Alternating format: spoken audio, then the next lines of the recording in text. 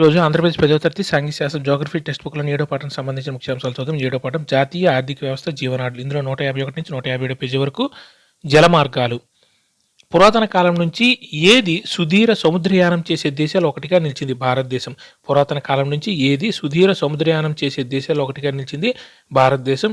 ఎవరు సమీప సుదూర ప్రాంతాలకు ప్రయాణించేవారు? తద్వారా భారతీయ వాణిజ్యాన్ని సంస్కృతిని మోసుకెళ్లారు, వ్యాప్తి చేశారు? మన దేశ నావికులు.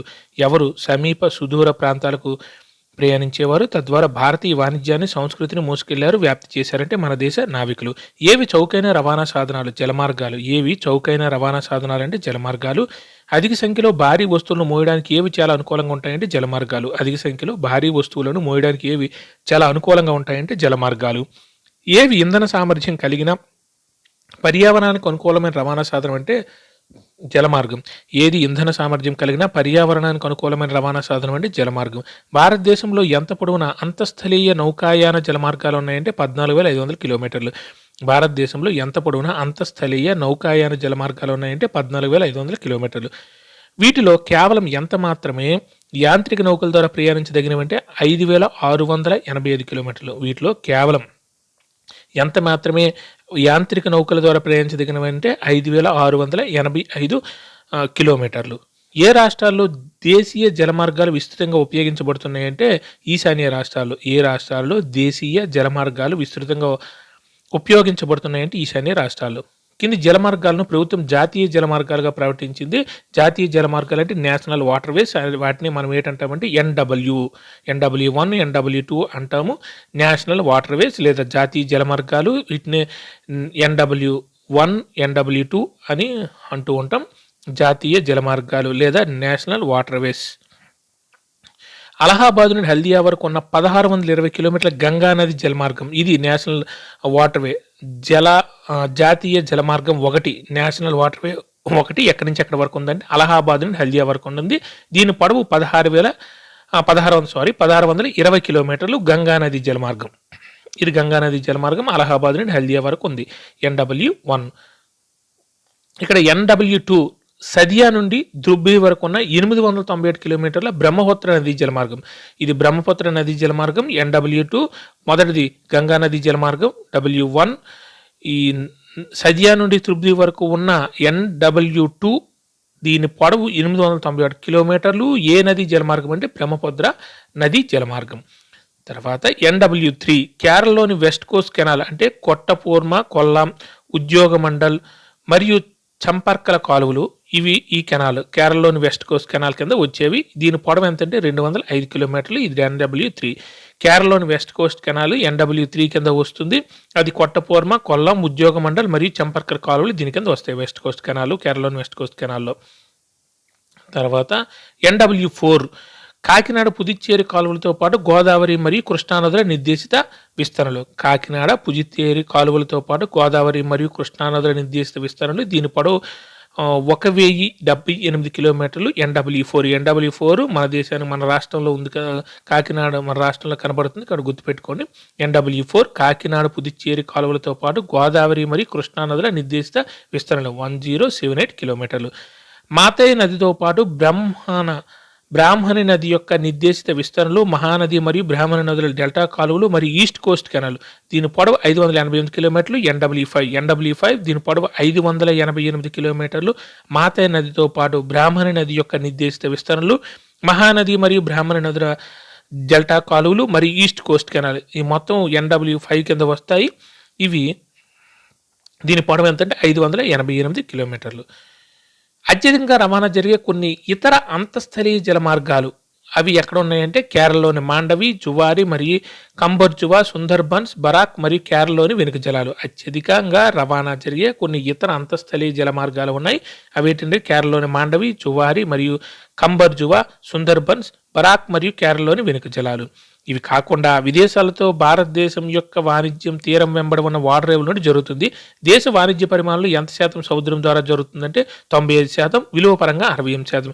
ఇవి కాకుండా విదేశాలతో భారతదేశం యొక్క వాణిజ్యం తీరం వెంబడి ఉన్న వాటర్వేల నుండి జరుగుతుంది. దేశ వాణిజ్య పరిమాణంలో ఎంత శాతం సముద్రం ద్వారా జరుగుతుందంటే 95%, విలువ పరంగా 68%. తర్వాత ప్రధాన వాడరేవులు. ఎంత పొడవైన తీరరేఖ భారతదేశం కలిగి ఉందంటే 7516.16 కిలోమీటర్లు. ఎంత పొడవైన తీరరేఖ భారతదేశం కలిగి ఉందంటే 716.16 కిలోమీటర్లు. భారతదేశం ఎన్ని పోర్టులతో నిండి ఉందంటే 12 పెద్ద పోర్టులు మరియు 200 నోటిఫైడ్ నాన్ మేజర్ పోర్టులు. వాటిని మైనర్ లేదా ఇంటర్మీడియట్లో ఉంటాయి. భారతదేశం ఎన్ని పోర్టులతో నిండి ఉందంటే 12 పెద్దవి మరియు 200 నోటిఫైడ్ నాన్ మేజర్ పోర్టులు. నాన్ మేజర్ పోర్టులు మేజర్ పోర్టులు కాదు, అవి మైనర్గానే ఉంటాయి, కొంచెం మీడియంగా కూడా ఉంటాయి, ఇంటర్మీడియట్గానే ఉంటాయి. భారతదేశ విదేశీ వాణిజ్యంలో ఎంత శాతం ఈ ప్రధాన నౌకాశ్రయాల నుండి జరుగుతుందంటే 95%. భారతదేశ విదేశీ వాణిజ్యంలో ఎంత శాతం ఈ ప్రధాన నౌకాశ్రయాల నుండి జరుగుతుందంటే 95%. విభజన తర్వాత కరాచీ వాడరేవును పాకిస్తాన్ కోల్పోయిన నేపథ్యంలో ముంబై వాడరేవుపై వాణిజ్యపరంగా పడిన ఒత్తిడిని తగ్గించడానికి స్వాతంత్రం వచ్చిన వెంటనే ఏ వాడరేవును మన దేశం అభివృద్ధి చేసిందని కచ్లోని కాండ్లా వాడరేవును. విభజన తర్వాత కరాచీ వాడరేవును పాకిస్తాన్కు కోల్పోయిన నేపథ్యంలో ముంబై వాడరేవుపై వాణిజ్యపరంగా పడిన ఒత్తిడిని తగ్గించడానికి స్వాతంత్రం వచ్చిన వెంటనే ఏ వాడరేవును మన దేశం అభివృద్ధి చేసిందని కచ్లోని కాండ్లా వాడరేవును. కాండ్లా వాడరేవును ఏ వాడరేవు అని కూడా పిలుస్తారంటే దీన్ దయాళ్ వాడరేవు. ఇది ఒక టైడల్ వాడరేవు. కాండ్లా వాడరేవును ఏ వాడరేవు అని కూడా పిలుస్తారంటే దీన్ దయాళ్ వాడరేవు. ఇది ఒక టైడల్ వాడరేవు. కేంద్రపాలిత ప్రాంతమైన జమ్మూ కాశ్మీర్ మరియు హిమాచల్ ప్రదేశ్, పంజాబ్, హర్యానా, రాజస్థాన్ మరియు గుజరాత్ రాష్ట్రాలు విస్తరించి ఉన్న అత్యంత ఉత్పాదకత కలిగిన ధాన్యాగార ప్రాంతాలు మరియు పారిశ్రామిక మేఖల యొక్క ఎగుమతి దిగుమతుల సౌకర్యాన్ని ఏ వాడరేవు అందిస్తుందంటే కాండ్లా వాడరేవు. కేంద్రపాలిత ప్రాంతమైన జమ్మూ కాశ్మీర్ మరియు హిమాచల్ ప్రదేశ్, పంజాబ్, హర్యానా, రాజస్థాన్ మరియు గుజరాత్ రాష్ట్రాలను విస్తరించి ఉన్న అత్యంత ఉత్పాదకత కలిగిన ధాన్యాగార ప్రాంతాలు మరియు పారిశ్రామిక మేఖల యొక్క ఎగుమతి దిగుమతుల సౌకర్యాన్ని ఏ వాడరేవు అందిస్తుందంటే కాండ్లా వాడరేవు. ఏ వాడరేవు విశాలమైన సహసిద్ధమైన చక్కని ఆశ్రయం కల్పించే అతిపెద్ద వాడరేవు అంటే ముంబై వాడరేవు. ఏ వాడరేవు విశాలమైన సహసిద్ధమైన చక్కని ఆశ్రయం కల్పించే అతిపెద్ద వాడరేవు అంటే ముంబై వాడరేవు. ఏ వాడరేవు ముంబై వాడరేవులతో రద్దీని తగ్గించడంతో పాటు ఈ ప్రాంతానికి ప్రధాన వాడరేవుగా ఉపయోగపడే ఉద్దేశంతో అభివృద్ధి చేయబడిందంటే జవహర్లాల్ నెహ్రూ వాడరేవు. ఏ వాడరేవు ముంబై వాడరేవులో రద్దీని తగ్గించడంతో పాటు ఈ ప్రాంతానికి ప్రధాన వాడరేవుగా ఉపయోగపడే ఉద్దేశంతో అభివృద్ధి చేయబడిందంటే జవహర్లాల్ నెహ్రూ వాడరేవు. ముంబై వాడరేవుకి ఆల్టర్నేషన్. దేశంలోని ప్రధాన ఇనుప ఖనిజాన్ని ఎగుమతి చేసే వాడరేవు మార్మగోవా వాడరేవు. గోవాలో ఉంది. దేశంలోని ప్రధాన ఇనుప ఖనిజాన్ని ఎగుమతి చేసే వాడరేవు ఏంటంటే మార్మగోవా వాడరేవు.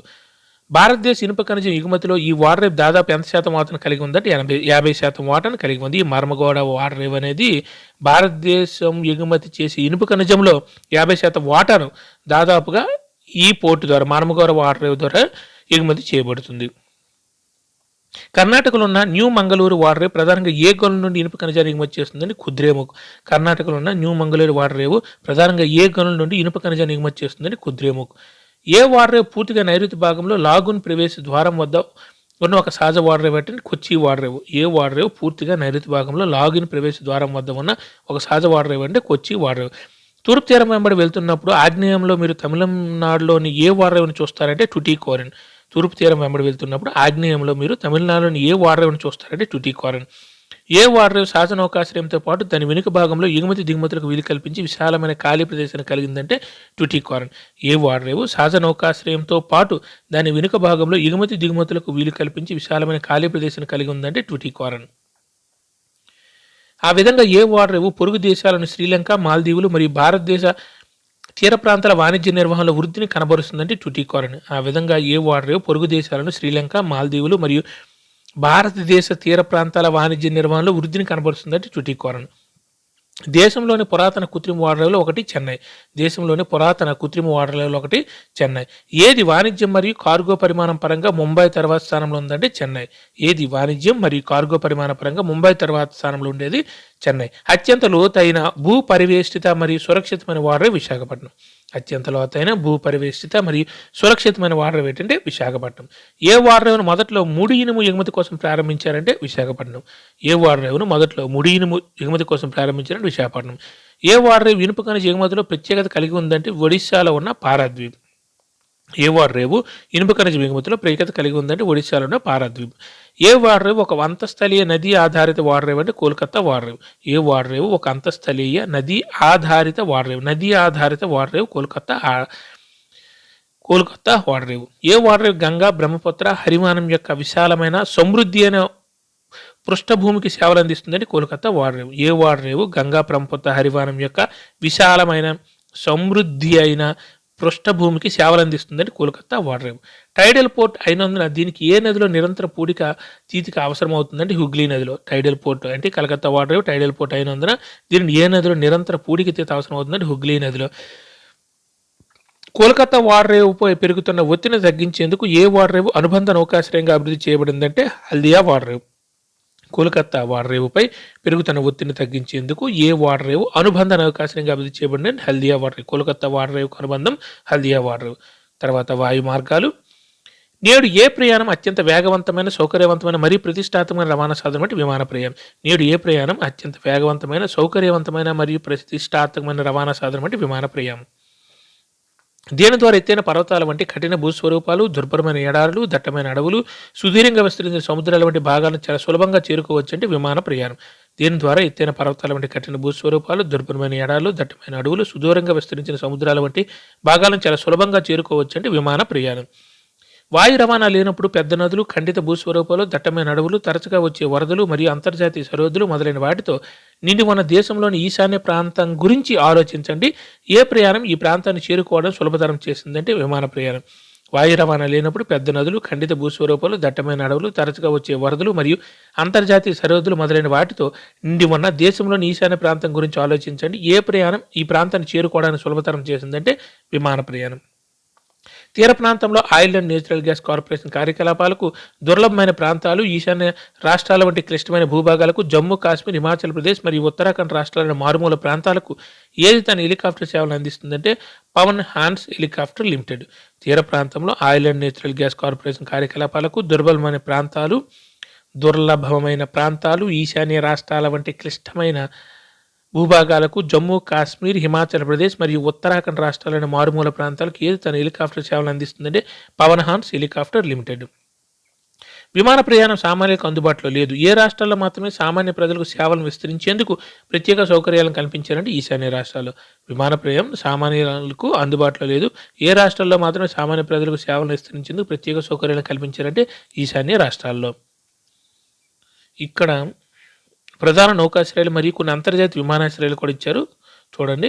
ఇక్కడ మీనంబాకం, తర్వాత చెన్నై ఎయిర్పోర్ట్, గోవా, న్యూ మంగళూరు, హైదరాబాద్, ఛత్రపతి శివాజీ, జవహర్లాల్ నెహ్రూ కొన్ని విమానాశ్రయాలు, కొన్ని నౌకాశ్రయాలు. ఢిల్లీ ఇందిరాగాంధీ అంతర్జాతీయ విమానాశ్రయం, అమృత్సర్, రాజస్థాన్జీ, తర్వాత నేతాజీ సుభాష్ చంద్రబోస్, హల్దియా, కలకత్తా, పారాదీప్. ఇవి వాడరేవులు, ఇవి విమానాశ్రయాలు కొన్ని అన్నీ ఉన్నాయి. ఏ రాష్ట్రంలో ఏది ఉన్నది కూడా గుర్తుపెట్టుకోండి. Thank you.